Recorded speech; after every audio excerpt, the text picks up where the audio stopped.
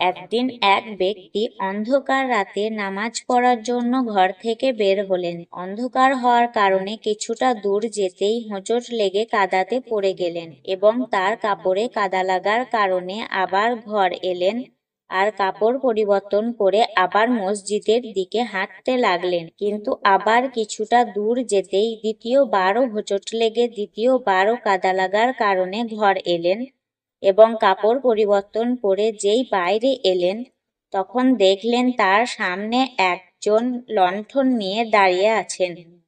লণ্ঠন নিয়ে থাকা ব্যক্তিটি চুপচাপ নামাজির আগে আগে লণ্ঠনটি নিয়ে মসজিদের দিকে হাঁটতে লাগলো। লণ্ঠনটির আলোতে নামাজির মসজিদ পৌঁছাতে কোনো অসুবিধার সম্মুখীন হতে হলো না। তিনি সুরক্ষিতভাবে মসজিদ পৌঁছে গেলেন। মসজিদে পৌঁছাতেই লণ্ঠন নিয়ে থাকা ব্যক্তিটি সেখানেই দাঁড়িয়ে থাকলো। নামাজি তাকে ছেড়ে মসজিদের ভেতরে প্রবেশ করলেন এবং নামাজ পড়তে লাগলেন।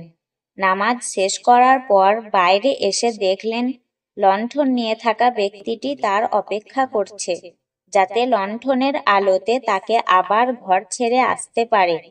যখন নামাজি ঘর পৌঁছে গেলেন তখন সেই অচেনা ব্যক্তিকে জিজ্ঞেস করলেন, আপনি কে?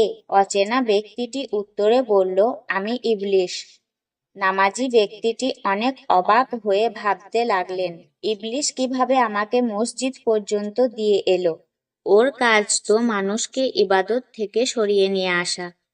তখন নামাজি ব্যক্তিটি অনেক শান্তভাবে ইবলিশকে জিজ্ঞাসা করলেন, তোর তো আমার নামাজে না পৌঁছানোর কারণে খুশি হওয়া উচিত, তাহলে তুমি আমাকে কেন লণ্ঠনের আলোতে মসজিদ পর্যন্ত নিয়ে এলে?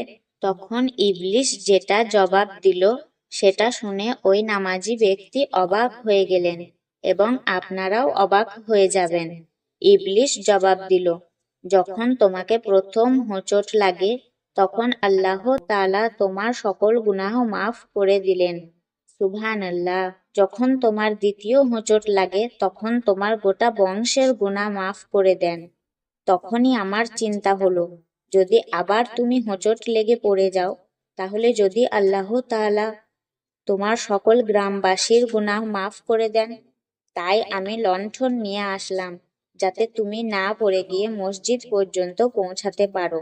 ওই নামাজি ব্যক্তিটি কথাগুলো শোনার পর সেজদায় পড়ে গেলেন এবং আল্লাহর শুকরিয়া আদায় করলেন। বন্ধুরা, আজ তাহলে এই পর্যন্তই। আবার পরের ভিডিওতে দেখা হবে ইনশাআল্লাহ।